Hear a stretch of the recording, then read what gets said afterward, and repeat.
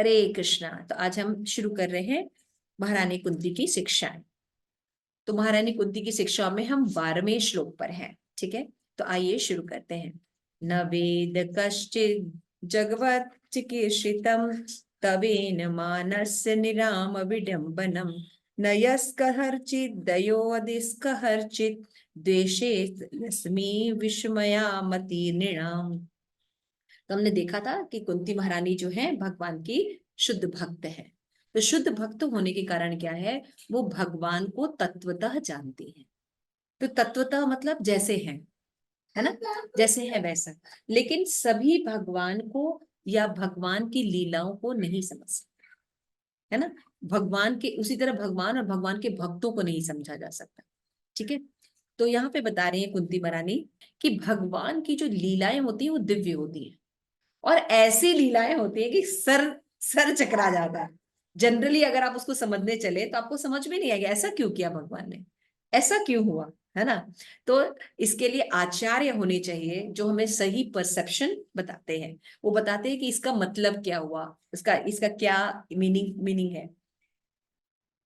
तो इस तरह से वेद में यहाँ पे कुंती महारानी कहती है, हे भगवान, आपकी दिव्य लीलाओं का कोई नहीं समझ सकता, क्योंकि वे मानवीय प्रतीत होती हैं और अति भ्रामक है। आपका न तो कोई कृपा पात्र है, न कोई द्वेष भाजन है। लोगों की यह कोरी कल्पना है कि आप पक्षपात करते हैं। कुंती महारानी भगवान के लिए क्या करिए कि भगवान आप सदैव समदृष्टि रखते हैं।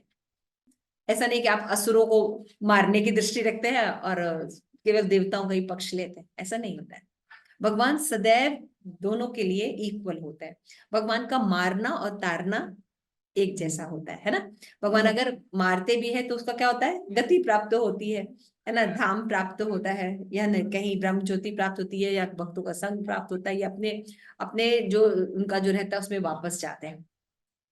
तो यहाँ पे कुंती महारानी यही देखिए बता रही है ना, कि जो बहुत ज्यादा पारंगत भी होते हैं, है ना, या जो बहुत ज्यादा वेदों को जानते भी हैं, वो भी आपकी लीलाओं को नहीं समझ पाते, भ्रमित हो जाते हैं। इसलिए देखिए कितना जरूरी है हमें शुद्ध भक्तों का एसोसिएशन करना, नहीं तो हम बहुत जल्दी भटक जाएंगे। इसलिए भक्तों का रहना बहुत इंपॉर्टेंट है। तो आइए हम श्रीमद् भागवतम का 1829 श्लोका जो भी पढ़ा शिल प्रभुपाद का परपोर्ट देखते हैं। तो हम चाहेंगे कि दो दो तीन तीन पैराग्राफ सब लोग थोड़ा थोड़ा पढ़े, फिर उसके बाद हम एक्सप्लेन करते हैं। कोई पढ़ेगा? शुरू तुम पढ़ेगी। पतित आत्माओं पर श्री भगवान समान रूप से दयालु हैं। वे किसी से शत्रुता नहीं रखते। भगवान को मनुष्य समझने की धारणा ही भ्रामक है। उनकी लीलाएं मनुष्य के ही सदृश प्रतीत होती हैं, किंतु होती हैं दिव्य तथा भौतिक कल्मश से सर्वथा रहित। निसंदेह वे अपने भक्तों के पक्षधर माने जाते हैं, लेकिन वे कभी पक्ष नहीं लेते। जिस प्रकार सूर्य की किरणों में पत्थर भी बहुमूल्य बन जाता है, जबकि अंधा व्यक्ति सूर्य के प्रकाश में होकर भी उसे देख नहीं पाता।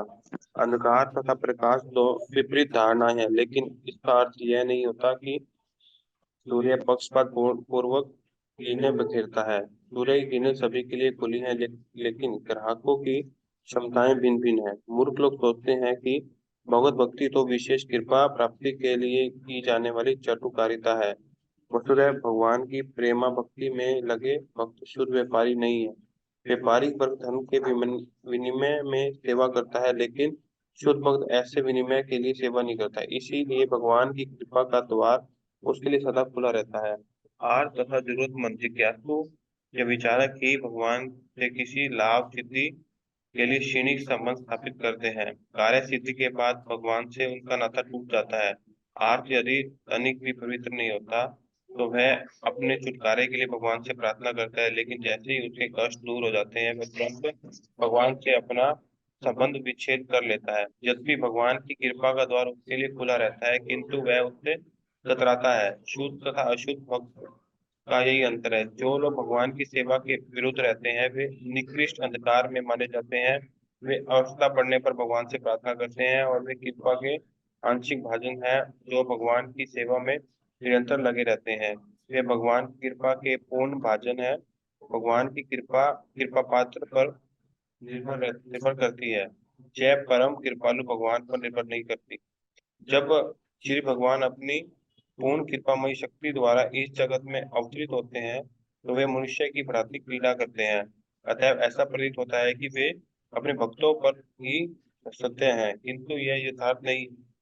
ऐसे पक्षपात की प्रतीति के बावजूद उनकी कृपा समान रूप से वितरित होती रहती है। कुरुक्षेत्र के युद्ध स्थल में भगवान के समक्ष जितने भी व्यक्ति युद्ध में मरे, उन सबको पात्रता का विचार किए बिना ही मुक्ति मिल गई, क्योंकि भगवान के समक्ष मरने वाले सभी कर्म फलों से शुद्ध हो जाते हैं और मरने वालों को परम धाम में कहीं न कहीं स्थान मिलता है। यदि मनुष्य सूर्य की किरणों के समक्ष बैठे तो उसे निश्चित रूप से उष्मा तथा पराबैंगनी किरणों का लाभ होगा। निष्कर्ष यह निकला कि भगवान कभी पक्षपात नहीं करते। यह सोचना गलत होगा कि वे पक्षपात करते हैं। ठीक है, थैंक यू। तो यहाँ हम देख रहे हैं कि कुंती महारानी ने बताया कि भगवान आप कभी पक्षपात नहीं करते, आप सबके लिए समदृष्टि रखते हैं। तो कोई कह सकता है कि भगवान तो है, पांडवों को हमेशा रक्षा करते थे, हमेशा भगवान ने बचाया है ना, और कौरवों को नहीं देखते थे। लेकिन ऐसा नहीं है, भगवान हमेशा सबका ध्यान रखते हैं। तो यहाँ पे कुंती महारानी यही कह रही हैं कि भगवान का जो लीलाएं होती हैं या भगवान कोई भी कार्य करते हैं तो वो दिव्य होता है, और उसमें क्या चीज नहीं होता है, भौतिक कल्मश नहीं होता है। तो भौतिक कल्मश क्या होता है आनंद प्रदा? भौतिक कल्मश क्या होता है? जो भौतिक संसार की जो लस्ट, कोई ईर्ष्या, द्वेष, ये सब चीजें जो है ये नहीं होती है। ये साहित्य की सेवा मानती है। हरे कृष्णा माता जी। भौतिकता ये मतलब हमारे भौतिक कल्मश, भौतिक कल्मश, जन्म, मतलब ये चारों तरह की व्याधियां भी हैं, और क्या व्याधियां, नाम बताइए। जन्म, मृत्यु, जरा, व्याधि। यस, ये भौतिक कल्मश है, जन्म, मृत्यु, जरा और व्याधि, है ना, ये भौतिक जगत में पाए जाते हैं, ये भौतिक कल्मश है। तो ये कल्मश भगवान की लीलाओं में नहीं होता, देखा आपने, है ना। भगवान का जन्म होता तो कैसे होता है, जैसे शौचिष्ट का हुआ था हॉस्पिटल में नर्सों के पास, ऐसा जन्म हुआ था भगवान का। नहीं, क्या पढ़ते हैं, भगवान जब जन्म लेते तो चतुर्भुज रूप में जन्म लिए थे, और पैदा होते ही उन्होंने क्या किया, वहां पे बताना शुरू कर दिया, है ना, लेक्चर देने शुरू कर दिए। मतलब कोई बच्चा ऐसा पैदा होता है शंकर चक्र गदा पद्म धारण किए, पूरे वस्त्र पहने हुए, ऐसे नहीं होता है। तो भगवान एक्चुअल में प्रकट होते हैं, है ना। तो देखो हुआ उसी तरह भगवान का, जब बोलते हैं कि भगवान जब धरा छोड़ के जाते हैं, अपनी लीला को समापन करते हैं, है ना, है ना, तो क्या जैसे एक आम इंसान की मृत्यु होती है वैसे भगवान की मृत्यु होती है? नहीं, भगवान ऐसे नहीं जाते हैं, है ना, भगवान शरीर जाते हैं अपने धाम को, है ना, ऐसा होता है ना। तो भगवान की लीलाओं को समझ कौन सकता है, जो दिव्य होगा, जो आचार्य होंगे वो समझते हैं और हमें समझाते हैं। नहीं तो हम तो क्या सोचे कि जैसे सबका होता है वैसे ही भगवान का भी हो रहा है, लेकिन ऐसा नहीं। तो कुंती महारानी यही, तो भगवान कोई कार्य करते हैं, कुछ भी करते हैं तो वो दिव्य होता है, वो साधारण नहीं होता। और भगवान क्या करते हैं, इसमें किसी का भी पक्ष नहीं लेते हैं, इक्वल सबको बेनिफिट मिलता है। यहाँ पे श्रील प्रभुपाद बता रहे कि कुरुक्षेत्र का जो युद्ध हुआ था, तो देखने में लग रहा था कि कौरव पांडव का युद्ध हो रहा है, और अर्जुन के बाण से कई कौरव मारे जा रहे, है ना। लेकिन जितने भी उस समय विपरीत पक्ष के लोग थे, वो ज्यादा बेनिफिटेड रहे। क्यों?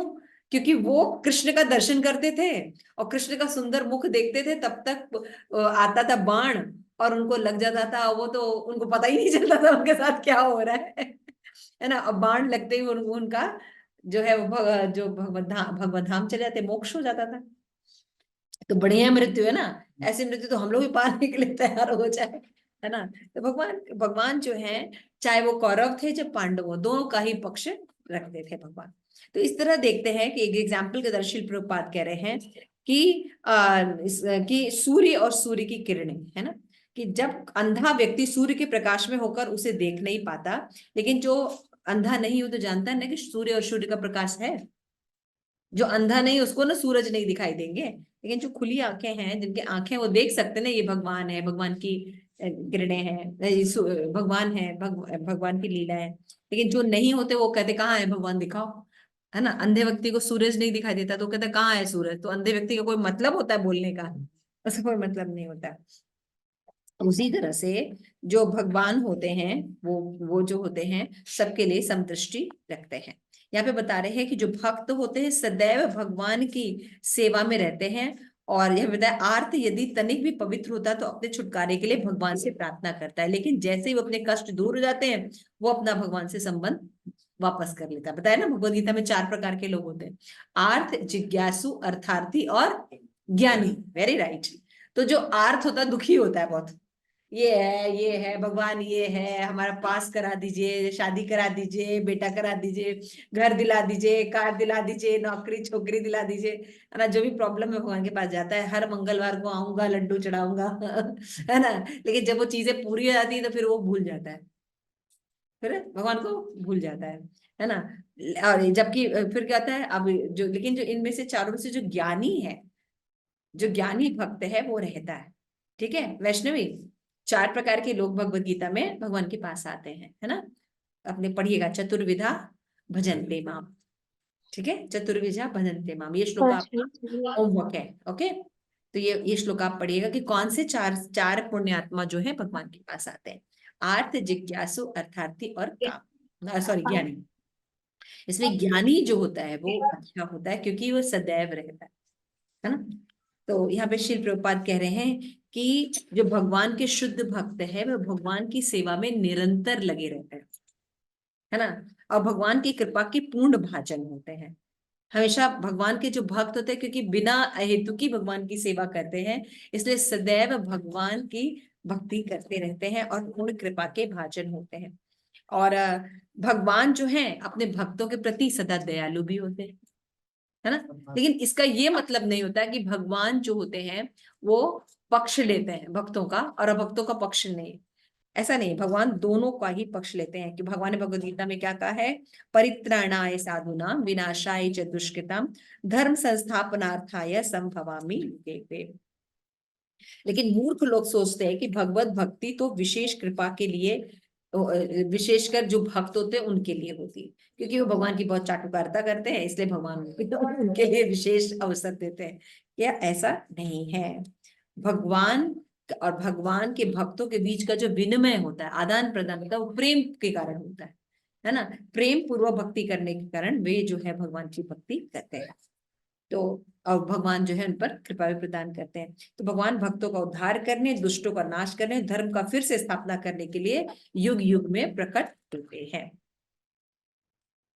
यहाँ पे बताया जा रहा है कि जब ईश्वर अवतार लेते हैं तो उनके 2 मिशन होते हैं, असुरों का नाश करना और भक्तों की रक्षा करना। Very good. तो साधु नाम शब्द भक्तों का बोधक है। सांसारिक ईमानदारी, ये बेईमानी या नैतिकता अनिकता, इसका कोई सरोकार नहीं होता। भौतिक कार्यकलाप से भी इसका कोई लेना देना नहीं था। कभी कभी हम सोच सकते हैं कि साधु शब्द भौतिक दृष्टि से नैतिकवान व्यक्ति का सूचक है जो द्विपद पर होता है, इसलिए साधु एक भक्त है, क्योंकि जो व्यक्ति भक्ति करता है वह भौतिक गुणों से परे होता है।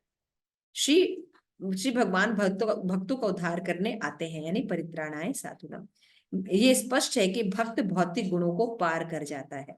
भक्त दिव्य पद पर होता है, सत्वगुण रजोगुण तीनों के वश में रहता है। यदि साधु का पहले से ही उद्धार हुआ है तो फिर उसके उद्धार की क्या आवश्यकता है। ये प्रश्न उठता है कि भगवान भक्त का उद्धार करने आते हैं, किंतु भक्त का तो पहले ही उद्धार हुआ रहता है, क्योंकि भगवान की भक्ति कर रहा है, वो ऑलरेडी दिव्य अवस्था पे रहता है। उसका क्या, भगवान तो उद्धार कर दिए, उसका उद्धार करने के लिए नहीं आते भगवान, है ना। तो विडंबनम शब्द श्लोक में प्रयोग हुआ जो विपर्य है। इस विपर्य का उत्तर है कि साधु या भक्त को उद्धार की आवश्यकता नहीं रहती, क्योंकि भगवान की भक्ति करते हैं ना वो। जब वो भगवान की भक्ति करते हैं तो वो सदैव दिव्य अवस्था में रहते हैं। देखिए कितनी सुंदर बात बताई जा रही है ना। लोग कहते हैं भक्तों के उद्धार के लिए, भक्तों के उद्धार के लिए, तो भक्तों का तो उद्धार पहले ही कर दिए होते हैं भगवान, है ना। क्योंकि वो भगवान को आमने सामने देखने के लिए अति उत्सुक रहते हैं। भगवान अपने भक्तों को देखना चाहते हैं, उनके साथ कुछ आदान प्रदान करना चाहते हैं। क्यों? कि भगवान जो लीलाएं करेंगे उन्हीं के बारे में वो सोचेंगे ना, फिर उनके बारे में कुछ लिखेंगे, कुछ बोलेंगे, नहीं ऐसा नहीं, ऐसा ऐसा, क्योंकि उनका जो मैटर, सब्जेक्ट मैटर होता है वो कृष्ण और उनकी लीलाएं होती हैं। तो भगवान जब कुछ एक्टिविटी करेंगे तभी तो वो कुछ लीलाएं करेंगे, तभी तो वो होता है, तभी तो वो भक्त लोग कुछ गाएंगे, कुछ बोलेंगे, कुछ श्लोका लिखेंगे। तो सब्जेक्ट मैटर देने के लिए भगवान आते हैं, भक्तों को आह्लाद देने के लिए भगवान आते हैं, है ना। कितना देखिए ये सब ये बातें जब आप पढ़िएगा तब आपको श्रील प्रभुपाद के परपोर्ट में समझ में आ रहा है। श्री प्रभुपाद कह रहे हैं कि श्री कृष्ण उसे पदार्थ के पास से छुड़ाने नहीं आते, क्योंकि वो तो पहले से ही मुक्त रहता है। वे आंतरिक इच्छा को तुष्ट करने आते हैं। जिस तरह भक्त सभी तरह से भगवान को तुष्ट करना चाहता है, भगवान भी उसको तुष्ट करना चाहता है। इसको कहते हैं आदान प्रदान, है ना, क्योंकि भगवान से प्रेम करता है। आप देखिए भक्त जो है निश्चल भाव से भगवान की भक्ति करते हैं, है ना, और अपने सर्वस्व न्यौछावर करके भगवान को संतुष्ट करने का प्रयास करते हैं। यही होता है ना। तो भगवान भी ये आदान प्रदान करना चाहते हैं कि मैं भी कुछ अपने भक्तों की सेवा कर सकूं, ऐसा होता है। भगवान कहते हैं साधु मेरा हृदय है और मैं साधु का हृदय हूँ। भागवतम में बोला गया ना, साधु हृदयम मह्यम। ये साधु जो होते हैं वो मेरे हृदय में रहते है ना। वैष्णव सॉन्ग है, उसमें भी बताते हैं, जिससे भगवान बोलते हैं कि उनके हृदय में विश्राम पाता हूँ। कौन सा सॉन्ग है? यही बार करुणा करो। वैष्णव गोसाई, लाइन कौन सी है? तुम्हारे हृदय सदा गोविंद विश्राम, गोविंद कहे मोर वैष्णव परान, है ना। यही बार करुणा करो। यस, साधु हृदय, यस। दुर्वासा ऋषि का जब प्रसन्न होता है अम्बरीश महाराज के साथ, तो अम्बरीश महाराज कहते कि भाई ये चक्र से मेरी रक्षा कर दो।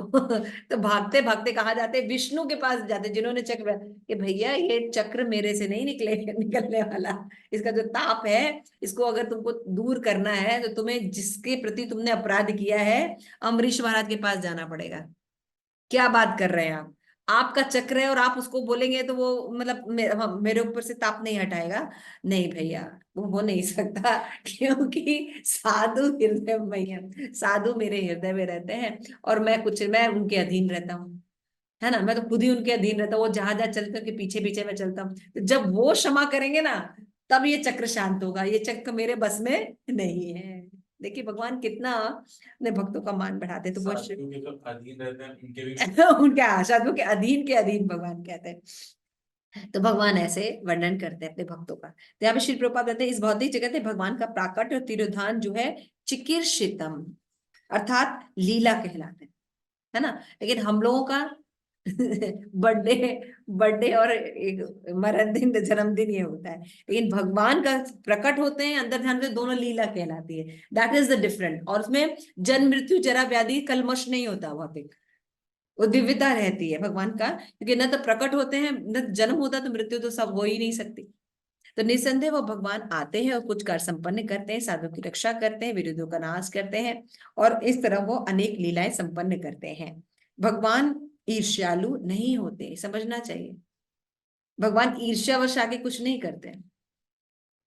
कभी कभी हम प्रेमवश अपने बच्चे को चपत लगाते हैं। प्रभुपाद लिख रहे हैं इसीलिए जब कृष्ण किसी असुर का वध करते हैं तो वो द्वेषवश नहीं करते, स्नेह के स्तर पर होता है। शास्त्र में उल्लेख है पूतना का वध, है ना। पूतना जो थी डायन थी, भगवान ने जब उसको मारा तो उसको माता की गति प्रदान की। कोई मिलेगा इतना दयालु? कम वा दयालु शरण प्रपद्ये। तो ये श्लोक सुनकर हमारे जो सुखदेव गोस्वामी जो निर्विशेषवादी थे, वो भक्त बन गए कि ऐसा कौन व्यक्ति होगा, है ना। तो भगवान जो है वो चपत लगाते हैं। जैसे कोई बच्चा बहुत बदमाशी कर रहा था तो माँ उसको एक थप्पड़ लगा देती है, उसी तरह भगवान का असुरों को मारना एक चपत लगाने के बराबर होता है ना। बहुत दुष्ट है कि चल ठीक है ना। कुंती कहती कि नयस कर्षित दई, दई का अर्थ है पक्षपात। श्री कृष्ण किसी का पक्षपात नहीं करते, न ही किसी से द्वेष करते। अभी क्लियर हो गया? भगवान किसी का पक्षपात नहीं करते और किसी से द्वेष नहीं करते। क्लियर हो गया? फिर यहाँ पे शैल प्रपाद आगे बताते हैं, तो फिर इस तरह किस हेतु कृष्ण की अनेक सुविधाएं देकर, उन्हें वस्त्र पहनाकर, श्रृंगार कर कर, उत्तम भोजन करके मंदिर में उनकी पूजा करते हैं। हमें समझ लेना चाहिए कि कृष्ण हमारे द्वारा अर्पित सुंदर वस्त्र, पुष्प और आदि की आवश्यकता नहीं है। भगवान को कोई आवश्यकता नहीं है क्या? हम जैसे भी माता जी सुंदर सुंदर प्रसाद बना रहे हैं, है ना, टिक्की पकौड़े समोसे बन रहे हैं, चाउमीन बन रहे हैं, तो उसकी भगवान को आवश्यकता नहीं है। वो कौन खाएगा? हम ही खाने वाले हैं, है ना। तो उसकी जरूरत भगवान को नहीं है। भगवान के पास तो गोलोक धाम में इससे भी सुंदर ऐश्वर्य है। लेकिन हम जब ऐसा कार्य करते हैं अपने गुरुजनों के कहने पर, तो हम पवित्र होते हैं, हम पवित्र होते हैं। यदि कोई श्रृंगार करता है तो दर्पण में उसका प्रतिबिंब भी सजा हुआ प्रतीत होता है। This is a beautiful example. है ना, हम सब दर्पण के आगे सजते हैं ना, तो कैसा होता है जब हम अपने आप को सजाते हैं तो दर्पण में अपने आप को सजा देखते हैं, है ना।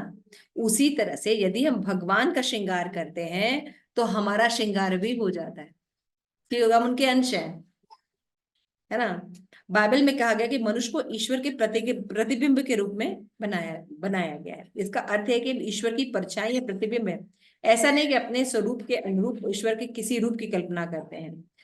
मायावाद दर्शन कहते हैं कि परब्रह्म निर्विशेष है, किंतु हम परब्रह्म को पुरुष के रूप में कल्पना करते हैं। जो भक्त होते हैं वो जानते हैं कि भगवान साकार है, लेकिन निर्विशेष ब्रह्म भी उनका ही एक पार्ट है, लेकिन भगवान निर्विशेष नहीं है, भगवान सुंदर रूप है भगवान का।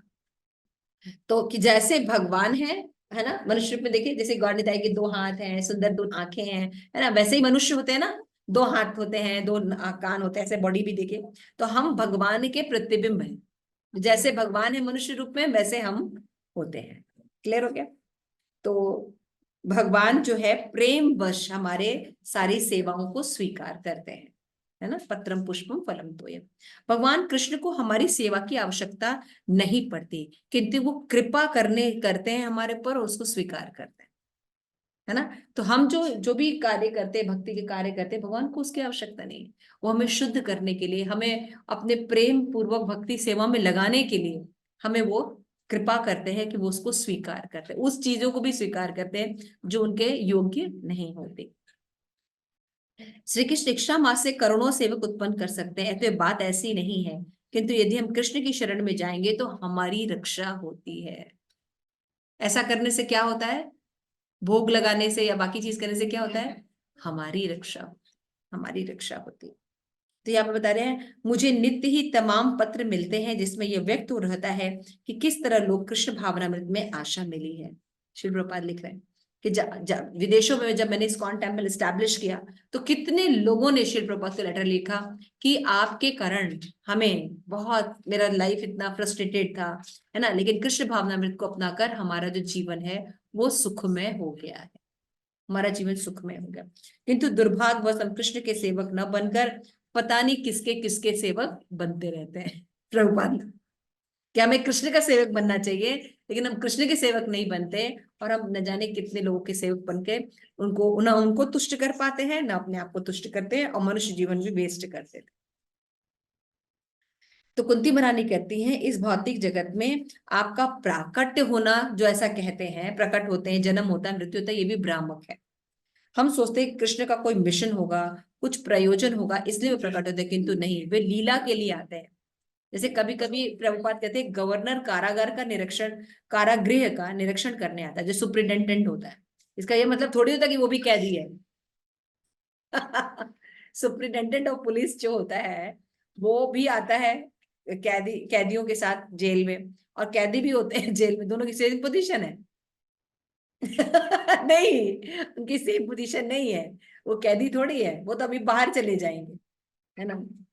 दूसरी तरह से भगवान जब आते हैं तो भगवान इस भौतिक जगत के कलमश से नहीं ग्रसित, वो सुप्रिंटेंडेंट है, उन पर माया का प्रभाव नहीं पड़ता। तो यहाँ पे बताते हैं, आपकी लीला भ्रामक है, मोह में डालने वाली है, लेकिन केवल भक्त ही आपके आने के प्रयोजन को समझ सकता है। कौन समझ सकते हैं? भक्त जानते हैं कि भगवान ये लीला क्यों कर रहे हैं, या भगवान क्यों आए हैं, फिर उनकी लीला में वो सहयोग प्रदान करते हैं। तो आज हम यहाँ तक पढ़ेंगे, ठीक है। किसी का कोई प्रश्न है या कोई बात है? तभी समझ में आया कि भगवान ईर्ष्या नहीं करते, द्वेष नहीं करते, पक्षपात नहीं करते, ऐसा कुंती महारानी हमें बता रही है। कि देख के लग सकता है कि पांडवों की रक्षा करते हैं और असुरों का नाश कर रहे हैं भगवान, लेकिन नहीं, उनका नाश नहीं बल्कि उनकी भी गति प्रदान कर रहे हैं। क्लियर हो गया? श्रील प्रभुपाद की जय, आप सभी गौर भक्त वृंद की जय, निताई गौर प्रेमानंद हरि हरि बोल।